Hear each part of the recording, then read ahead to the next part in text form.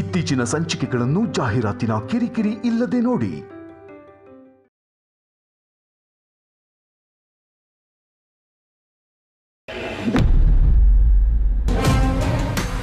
ಊರಿಂದ ನಮ್ಮ ಜರ್ನಿಗೋಸ್ಕರ ಹಣ್ಣು ತಿಂಡಿ ಉಪ್ಪಿನಕಾಯಿ ಎಲ್ಲ ತಂದಿದ್ದೆ. ಹಾಗೆ ನಿಮಗೂ ಕೊಟ್ಟು ಬರೋಣ ಅಂತ ಬಂದೆ.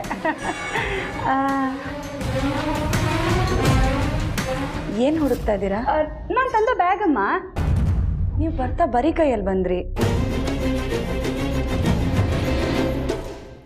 ನೀನು ಹಳ್ಳಿಯಿಂದ ಅರಸನಕೋಟೆಗೆ ಬಂದಿಯಲ್ಲ, ಆ ಥರನಾ?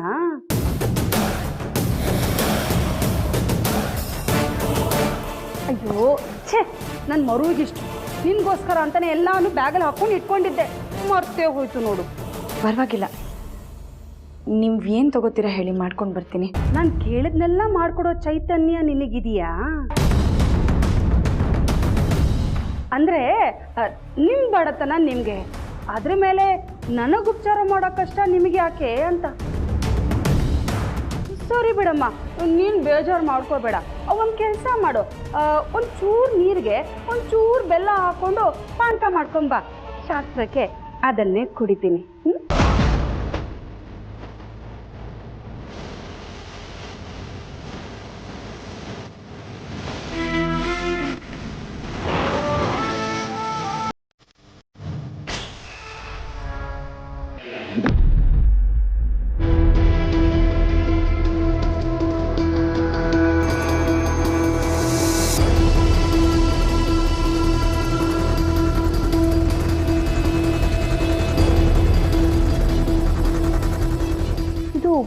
ಪಾರ್ವತಿ ಅಕ್ಕಂಗೆ ತೊಗೊಂಡು ಹೋಗಿ ಕೊಡಬೇಕು ಅಂತ ರೆಡಿ ಮಾಡಿದ ಬ್ಯಾಗ್ ಅಲ್ವಾ?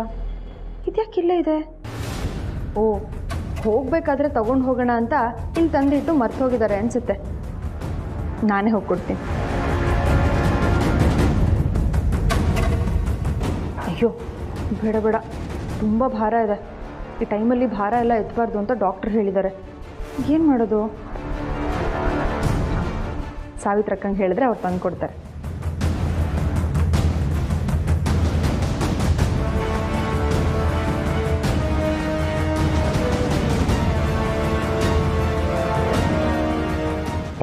ಡ್ಯಾಡ್, ಆಫೀಸ್ಗೆ ಹೋಗ್ಬರ್ತೀನಿ. ಹೋಗ್ಬಪ್ಪ. ಸಾವಿತ್ರಕ್ಕ, ಸಾವಿತ್ರಕ್ಕ, ಜನನಿ,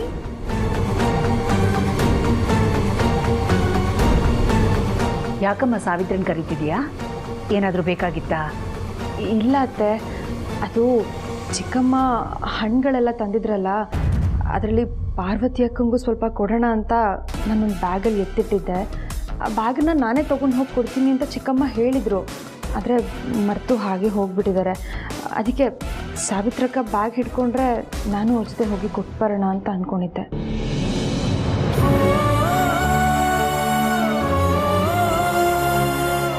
ಅಲ್ಲ ಜನನಿ, ಬ್ಯಾಗ್ ತುಂಬ ಭಾರ ಇರುತ್ತೆ, ನಾನೇ ಕೊಟ್ಟು ಬರ್ತೀನಿ ಬಿಡು. ಪ್ರೀತು, ನೀನು ಆಫೀಸ್ಗೆ ಹೊರಟಿದ್ಯಾ? ನೀನು ಆಫೀಸ್ಗೆ ಹೋಗಪ್ಪ. ಜನನಿ ಚಿಕ್ಕಮ್ಮ ಅದೇನು ಹಣ್ಣು ತಿಂಡಿ ಬ್ಯಾಗ್ ಬಿಟ್ಟು ಹೋಗಿದಾರಲ್ಲ, ಅದನ್ನ ನಾನು ತಗೊಂಡೋಗಿ ಪಾರ್ವತಿ ಕೊಟ್ಟು ಬರ್ತೀನಿ.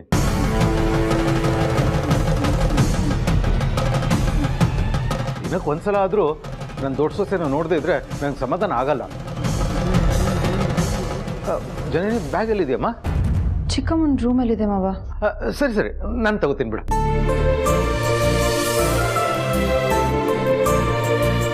ಸರಿ ಮೂ, ನಾನು ಆಫೀಸ್ಗೆ ಹೋಗಿ ಬರ್ತೀನಿ. ಹೋಗ್ಬಪ್ಪ.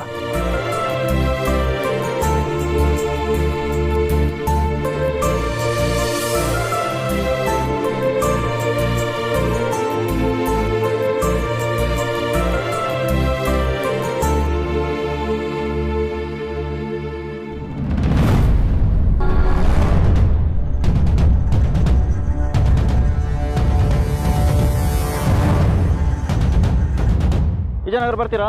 ಬನ್ನಿ ಸರ್.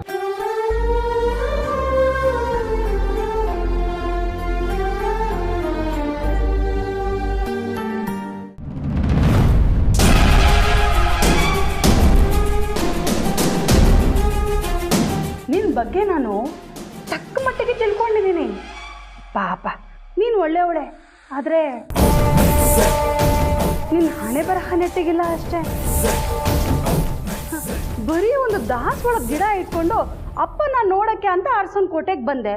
ಹಾಗೆ ಅಪ್ಪ ಕೆಲಸ ಮಾಡೋ ಅರಮನೆಯಲ್ಲಿ ನೀನು ಕೆಲಸನ ಗಿಟ್ಟಿಸ್ಕೊಂಡೆ. ಆಮೇಲೆ ಆ ಅರಮನೆ ಯುವರಾಜನ್ನೇ ಪಟಾಯಿಸ್ಕೊಂಡು ಮದುವೆನೂ ಮಾಡ್ಕೊಂಡೆ. ಹಾಗಂತ ನಾನ್ ಚುಚ್ಚುತ್ತಾ ಇಲ್ಲಮ್ಮ, ಜನ ಜನ ಆ ರೀತಿ ಮಾತಾಡ್ಕೊಳ್ತಾ ಇರೋದು.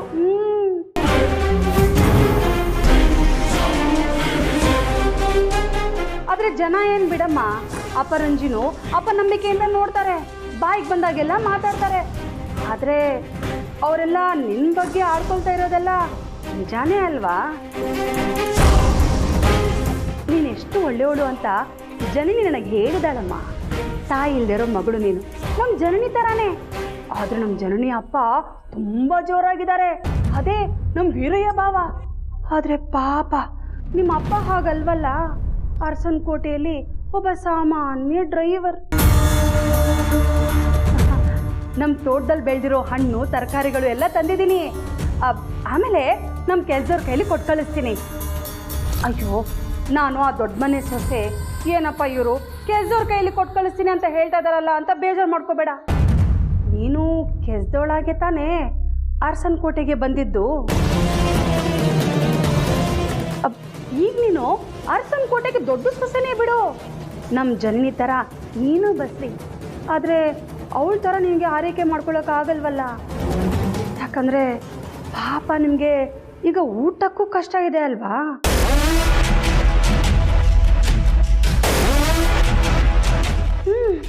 ನಿನ್ನ ಗಂಡ ಆದಿತ್ಯ ಆ ಅರಮನೆಯಲ್ಲಿ ರಾಜನ್ ಥರ ಇರಬೇಕಾದವನು. ಆದರೆ ನಿನ್ನನ್ನು ಅದು ಯಾವ ಗಳಿಗೆಯಲ್ಲಿ ಮದುವೆ ಆದ್ನೋ ಏನೋ, ಈಗ ಆಟೋ ಓಡಿಸಿದ್ರೇ ಅನ್ನ.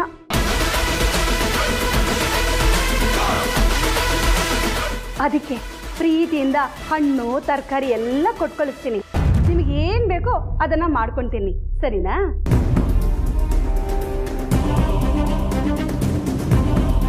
ನೀವಿಬ್ರು ಇಷ್ಟಪಟ್ರಿ, ಮದ್ವೆನೂ ಆದ್ರಿ. ಆದ್ರೆ ಆಸ್ತಿಯಲ್ಲಿ ಯಾಕಮ್ಮ ಪಾಲ್ ಕೇಳಿದ್ರಿ? ಅದಕ್ಕೆ ಅಲ್ವಾ ಅಖಿಲ ಅದಕ್ಕೆ ನಿಮ್ಮಿಬ್ರು ಮನೆಯಿಂದ ಆಚೆ ಹಾಕಿದ್ದು. ನಮ್ಮ ಹಳ್ಳಿ ಕಡೆನೂ ಹೀಗೆ ಆಗೋದು. ನಾವು ಕಷ್ಟಪಟ್ಟು ಮಾಡಿಟ್ಟಿರೋ ಆಸ್ತಿನ ಯಾವಳೋ ನಿನ್ನೆ ಮೊನ್ನೆ ಬಂದವಳು ನಮ್ಮ ಮಗನ್ ತಲೆ ಕೆಡಿಸಿ ಆಸ್ತಿನ ಲಪ್ಪಾಯಿಸ್ಕೊಂಡು ಹೋಗ್ಬಿಟ್ರೆ ನಮ್ಮ ಹೊಟ್ಟೆ ಉರಿ ಅಲ್ವಾ? ನೀನೇ ಹೇಳು. ಹಾಗೆ ನಮ್ಮ ಅಖಿಲ ಅತ್ತಿಗೆ ಹೊಟ್ಟೆಗೆ ಬೆಂಕಿ ಬಿದ್ದಾಗ ಆಗಿರುತ್ತೆ.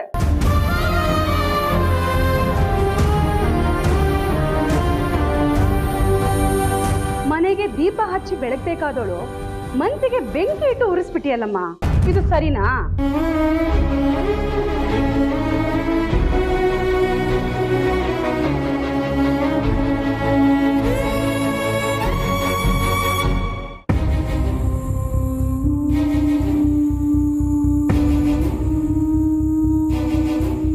ರಘು, ಏನಕ್ಕಿಲ್ಲ? ದೊಡ್ಡ ಸೊಸೆನ ದಿವ್ಸಕ್ಕೊಂದ್ಸಲ ಆದರೂ ನೋಡಬೇಕು ಅನ್ನೋ ಆಸೆ ನಿಮಗೆ ಮಾತ್ರನೇ ಇರೋದು, ನನಗಿಲ್ವಾ? ಅವಳ ಹತ್ರ ಕೇಳಿ ನೋಡಿ, ಅವಳಿಗೆ ಎಲ್ಲಾದರೂ ಹೋಗಬೇಕು ಅನ್ನಿಸ್ತಿದ್ಯಾ? ಪ್ರಕೃತಿ ನೋಡೋದಕ್ಕೆ ಅಥವಾ ಬೇರೆ ಊರು ನೋಡೋದಕ್ಕೆ, ಅದನ್ನೆಲ್ಲ ಕೇಳಿ.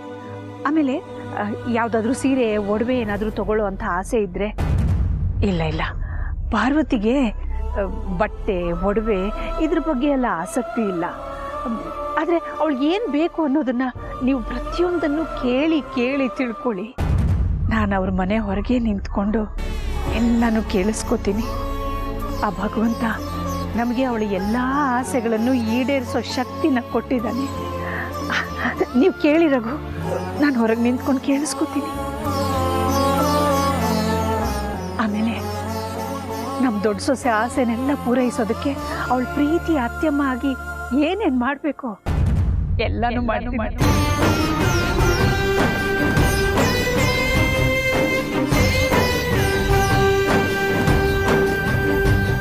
ಕರು ತಾಯಿನ ಅನುಸರಿಸುತ್ತೆ, ಸುಖ ದುಃಖಗಳು ನಮ್ಮ ಕರ್ಮಗಳನ್ನ ಅನುಸರಿಸುತ್ತೆ ಅಂತ ಹೇಳ್ತಾರೆ.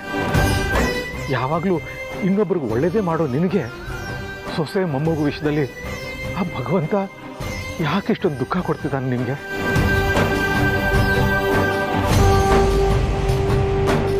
ನೀನು ಆತ್ಮೀಯರ ಮನೆಗೆ ಹೋಗ್ಬೇಕಂದ್ರೆ ಅವ್ರು ನಿನ್ನನ್ನು 10 ಸಲ ಕರಿಬೇಕು. ಆದರೆ ಈಗ ನಿನ್ನ ಸೊಸೆನ ನೋಡೋಕ್ಕೆ, ಅವಳ ಬಸಿರಿ ಬಯಕೆಗಳನ್ನ ತಿಳ್ಕೊಳ್ಳೋದಕ್ಕೆ ನಾನು ಹೋಗಿ ಬರೋವರೆಗೂ ಅವ್ರ ಮನೆ ಆಚೆ ನಿಂತಿರ್ತೀನಿ ಅಂತೀಯಲ್ಲ, ನೆನೆಸ್ಕೊಂಡ್ರೆ ತುಂಬ ದುಃಖ ಆಗುತ್ತೆ.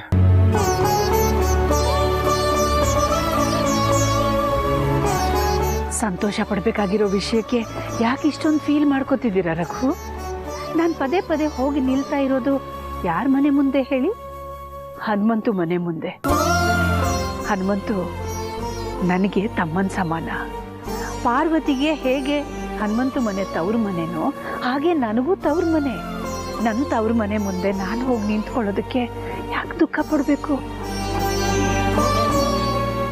ರಘು, ಸಣ್ಣ ಸಣ್ಣ ವಿಷಯಗಳಿಗೂ ದುಃಖಪಟ್ಟು ನೋವನ್ನು ಅನುಭವಿಸಿ ಆ ದೇವ್ರಿಗೆ ನಾವು ಅವಮಾನ ಮಾಡೋದು ಬೇಡ.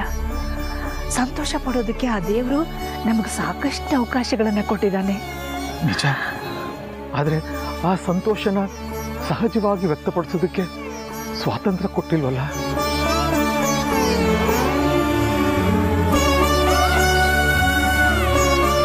ಸಾರಿ, ನೀನು ಎಷ್ಟು ಉತ್ಸಾಹದಿಂದ ಬಂದೆ, ಆದರೆ ನಾನು ಇಮೋಷ್ನಲ್ ಆಗಿ ಏನೇನೋ ಹೇಳಿ ನಿನಗೆ ಬೇಜಾರು ಮಾಡಿಬಿಟ್ಟೆ. ಸಾರಿ ಅಖಿಲ.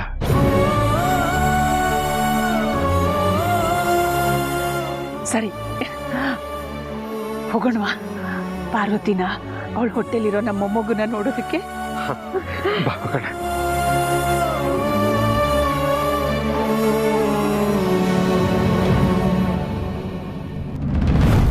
ಆದ್ರೂ ನನಗೆ ನಿನ್ನ ಬಗ್ಗೆ ಪಾಪ ಅನ್ಸುತ್ತೆ. ಅರಸನ್ ಕೋಟೆಗೆ ಸೊಸೆ ಆದಾಗ ಅಂಗೈಯಲ್ಲಿ ಅರಮನೆ ಸಿಕ್ಕಷ್ಟು ಖುಷಿಯಾಗಿರ್ಬೇಕು. ಆದ್ರೆ ನಿನ್ನ ಹಣೆಯಲ್ಲಿ ಆ ಭಗವಂತ ಈ ಜೋಪಡಿನೇ ಬರೆದಿದ್ದಾನೆ ಅನ್ಸತ್ತೆ. ನೀನೇನೋ ಬಡತನದಲ್ಲೇ ಹುಟ್ಟಿದ್ದೆ, ಆದ್ರೆ ನಿನ್ನನ್ನ ಮದುವೆ ಆಗಿದ್ದಕ್ಕೆ ಆದಿತ್ಯ ಅರಮನೆಯಲ್ಲಿ ಹುಟ್ಟಿದ್ರು ಕಷ್ಟದ ಬದುಕು. ಎಲ್ಲಿ ಆ ಕಷ್ಟ ನಿನ್ನ ಹೊಟ್ಟೆಯಲ್ಲಿ ಹುಟ್ಟು ಅಖಿಲಾಂಡೇಶ್ವರಿಯ ಮೊಮ್ಮಗುಗೂ ಮುಂದುವರಿಯತ್ತೋ ಅಂತ ಭಯ ನನಗೆ. ನಿನಗಾಗ್ಲಿ ಆದಿತ್ಯಂಗಾಗ್ಲಿ ಒಂದು ಅಸ್ತಿತ್ವ ಅನ್ನೋದೇ ಇಲ್ವಲ್ಲಮ್ಮ. ಬೇರೆಯವ್ರ ಹಂಗಲ್ಲಿ ಬದುಕೋದೇ ನಿಮ್ಮ ಜೀವನ ಆಗ್ಬಿಡತ್ತೇನೋ ಅಂತ ನನಗನ್ನಿಸ್ತಾ ಇದೆ.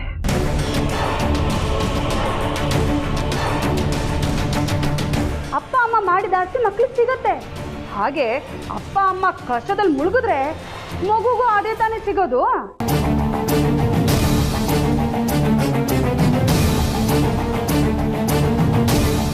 ಈ ಕಾಲ್ಗುಣ ಅನ್ನೋದನ್ನ ನಂಬಾರ್ದು ಅಂತ ನನಗೆ ಎಷ್ಟೋ ಸಲ ಅನ್ಸುತ್ತೆ. ಆದ್ರೆ ಕಣ್ಮುಂದೆ ನಡೆಯೋ ಕೆಲವುದನ್ನ ನೋಡಿದಾಗ ಅದು ನಿಜಾನೇನೋ ಅಂತ ಅನ್ಸ್ಬಿಡುತ್ತೆ.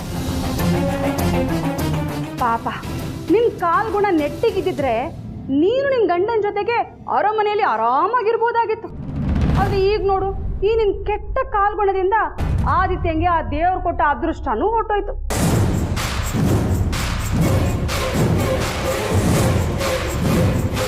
ಅರಮನೆ ಕಣ್ಮುಂದೆನೇ ಇದೆ, ಆದ್ರೆ ಮನೆ ಮಗ ಆದಿತ್ಯ ಅರಮನೆ ಮುಂದೆ ವಾಸ ಮಾಡ್ತಾ ಇರೋ ಭಿಕ್ಷುಕಂತರ ಆಗ್ಬಿಟ್ಟಿದ್ದಾನೆ. ಒಟ್ನಲ್ಲಿ ನೀನ್ ಕಾಲಿಟ್ಟ ಕಡೆಗೆ ಬಡತನ ಕಟ್ಟಿಟ್ಟ ಬುತ್ತಿ ಅನ್ಸತ್ತೆ. ನಿನಗೆ ಏಳಿಗೆ ಅನ್ನೋದೇ ಇಲ್ಲ ಅನ್ಸತ್ತೆ. ಕೆಲ್ಸೋಳ್ ಹಾಗೆ ಬಂದೆ, ಕೆಲ್ಸೋಳ್ ಥರನೇ ಬದುಕ್ತಾ ಇದೆಯಾ. ನೀನು ಹೊಟ್ಟೆಲಿ ಹುಟ್ಟೋ ಮಗುನು ಬಡತನದಲ್ಲೇ ಸಾಯತ್ತೆ ಅನ್ಸತ್ತೆ. ಸಾಕು, ನಿಲ್ಸಿ.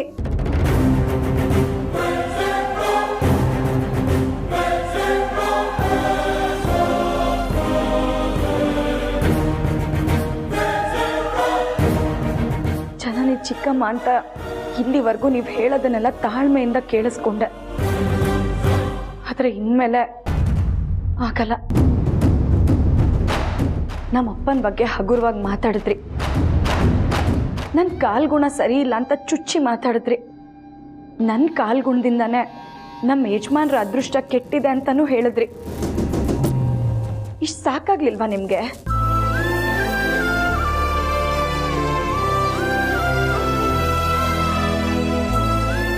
ನನ್ನ ಮಗು ಇನ್ನ ಹೊಟ್ಟೆಲಿದೆ. ಅದು ಹುಟ್ಟೋ ಕ್ಷಣದ ಸಂಭ್ರಮಕ್ಕೋಸ್ಕರ ನಾವೆಲ್ಲರೂ ಕಾಯ್ತಾ ಇದ್ದೀವಿ. ಆ ಮಗು ಹುಟ್ಟೋಕ್ಕೂ ಮುಂಚೆ ಅದ್ರ ಸಾವಿನ ಬಗ್ಗೆ ಮಾತಾಡ್ತಾ ಇದ್ದೀರಲ್ಲ, ಮನುಷ್ಯರು ಆಡೋ ಮಾತಾ?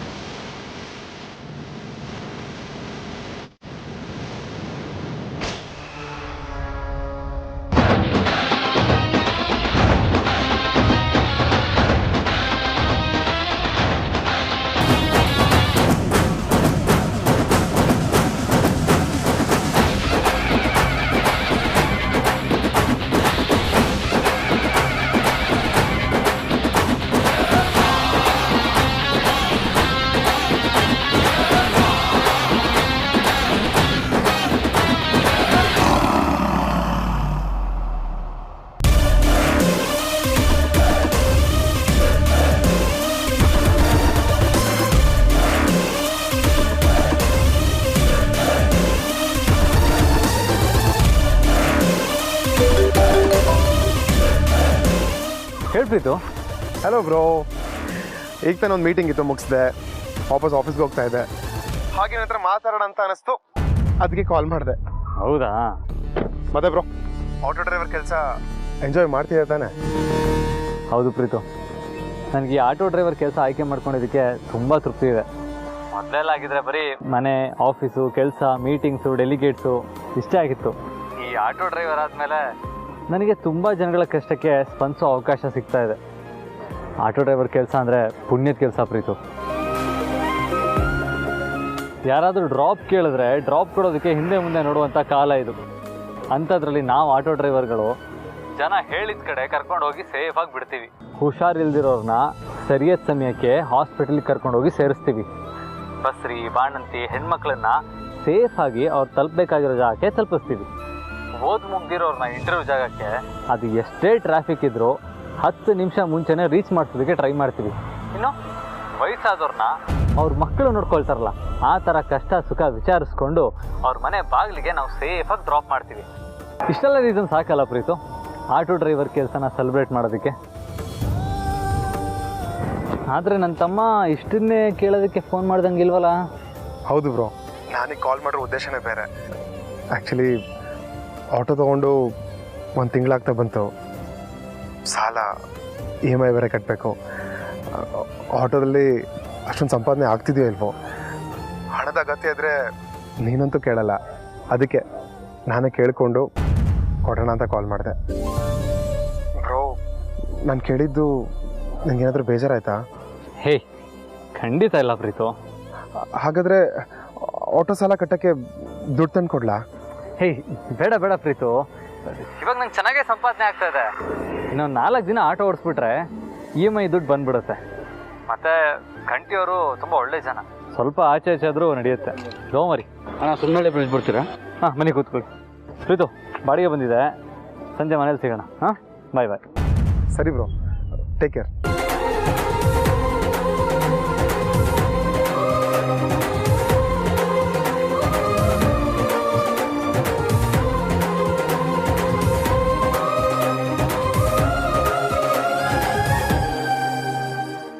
ಯಾಕೆ ನಾನು ಬರ್ತಿದ್ದ ಹಾಗೆ ಸೈಲೆಂಟ್ ಆಗಿಬಿಟ್ರಿ ಇಬ್ಬರು?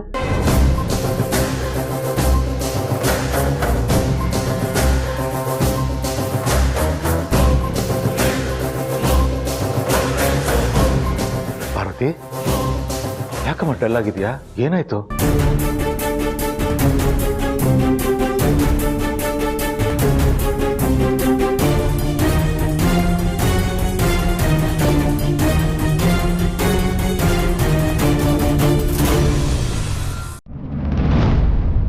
ಪಾರ್ವತಿ, ಯಾಕಮ್ಮ ಕಣ್ ತುಂಬಿಕೊಂಡಿದ್ಯಾ?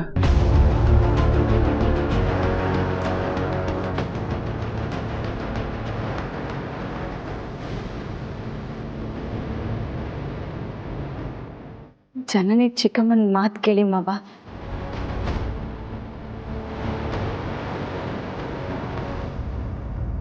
ತುಂಬಾನೇ ಅಕ್ಕರೆಯಿಂದ ಮಾತಾಡ್ಸಿದ್ರು. ಇವ್ರ ಮಾತು ಕೇಳ್ತಾ ಕೇಳ್ತಾ ನಮ್ಮಮ್ಮನೇ ನನಗೆ ನೆನಪಿಗೆ ಬಂದರು ಮಾವ. ಅಮ್ಮ ಹೀಗೆ ಬದುಕಿರ್ಬೇಕಿತ್ತು ಮಾವ.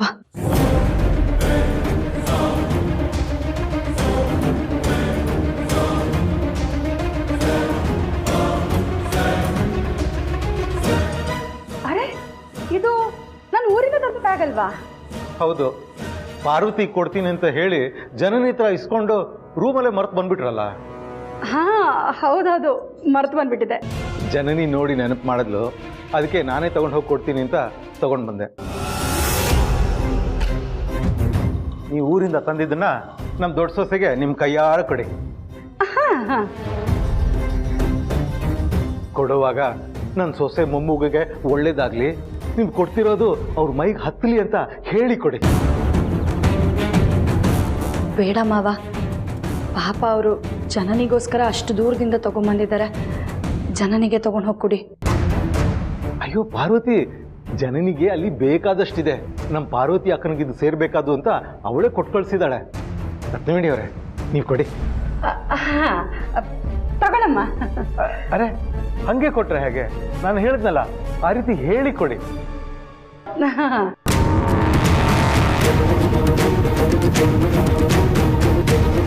ತಗೊಮ್ಮ, ನಿನ್ಗೂ ನಿನ್ ಮಗುಗೂ ಒಳ್ಳೇದಾಗ್ಲಿ, ತಿಂದಿದ್ದು ಮೈಗೆ ಹತ್ಲಿ. ತಗೋ.